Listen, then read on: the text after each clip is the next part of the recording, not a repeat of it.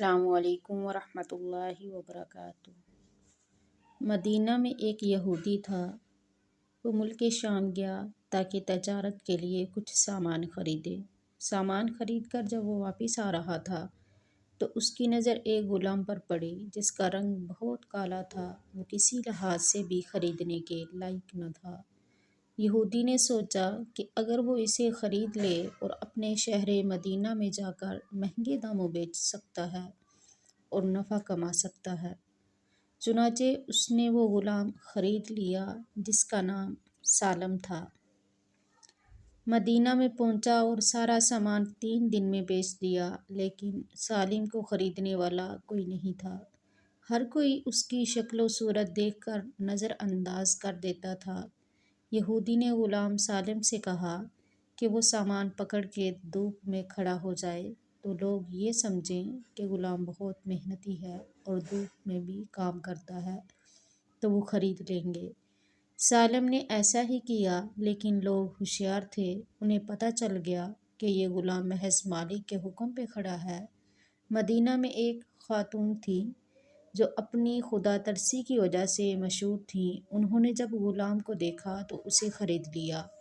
اس خاتون کا نام فاطمہ تھا۔ مکہ سے ایک صاحب مدینہ آئے جن کا نام حذیفہ تھا۔ لوگوں نے انہیں مشورہ دیا کہ فاطمہ بہت پاک باز اور خدا ترس خاتون ہیں، آپ ان سے شادی کر لیں۔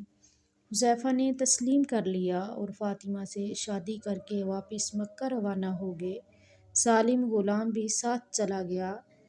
مکہ پہنچ کر حذیفہ نے اپنے دوست عثمان بن عفان سے ملاقات کی اور اسے خوشخبری دی کہ میں نے مدینہ میں ایک خاتون سے شادی کر لی ہے جو بہت اچھی خاتون ہے اور اپنی پاک بازی کی وجہ سے مشہور بھی ہیں۔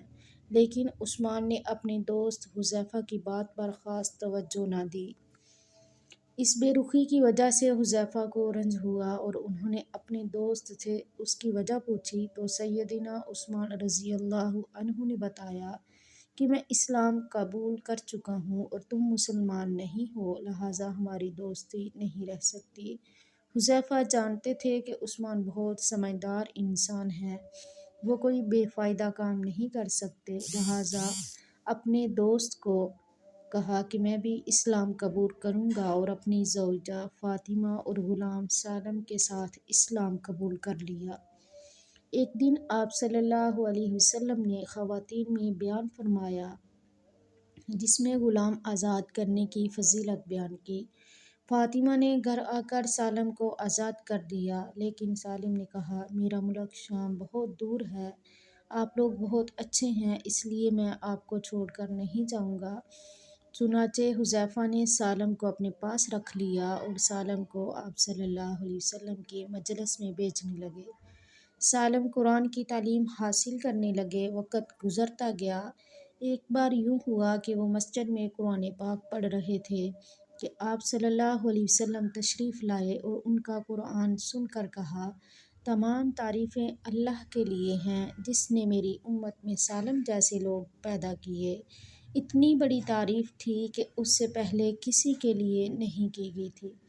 ہجرت کا حکم آیا اور سالم نے بھی مکہ سے مدینہ کی طرف ہجرت کی۔ مدینہ جا کر وہاں کی سب سے پہلی مسجد قباء کے امام مقرر ہو گئے۔ لوگ رشک کرنے لگے کہ ایسا غلام جسے کوئی خریدنے کو تیار نہ تھا آج مسجد قباء کا امام بن گیا ہے۔ پھر وقت گزرا، آپ صلی اللہ علیہ وسلم کی وفات ہوئی۔ خلیفہ رسول سیدنا ابوبکر رضی اللہ عنہ کا زمانہ بھی گزرا اور امیر المؤمنین سیدنا عمر رضی اللہ عنہ کی وفات کا وقت بھی قریب ہوا۔ اس وقت سالم دنیا سے رخصت ہو چکے تھے۔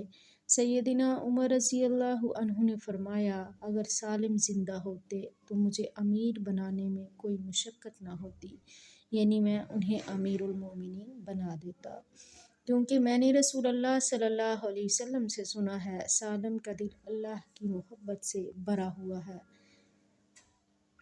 سبق یہ ہے کہ قرآن کے ذریعے لوگوں کو عزت بھی ملتی ہے اور ذلت بھی۔ جو قرآن پاک سیکھ جاتے ہیں انہیں اللہ تعالیٰ ایسی حکمرانی عطا کرتا ہے کہ وہ لوگوں کے دلوں پہ حکومت کرتے ہیں۔ سالم جن کو کوئی غلام کی صورت میں خریدنے کو تیار نہیں تھا، انہیں قرآن نے کیسے عزت